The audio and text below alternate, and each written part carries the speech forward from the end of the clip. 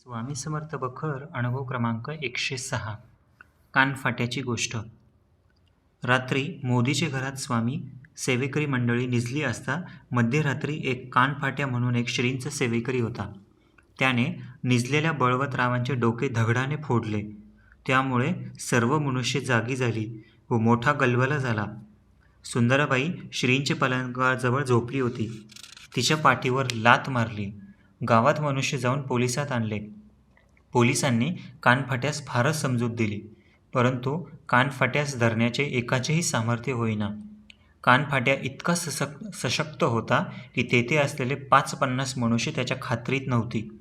सेवेकरी व पोलिसांच्या लोकांनी मोठ्या युक्तीने त्यास धरला. या गोष्टीच्या 2 दिवसापूर्वीच त्याने विश्वनाथबुवाचे डोके फोडले होते. असो, कानफाट्या श्री स्वामी महाराजांची स्वारी कोठे जात असता महाराजांकडे तोंड करून उलटा चालत असे. तसेच डोकीवर पलंग वगैरे सामान 4-5 इसमांचे ओझे घेत असे. हा काही दिवस श्रींची विष्ठा खात असे.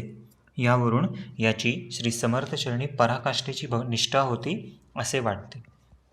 श्री स्वामी समर्थ. जय जय.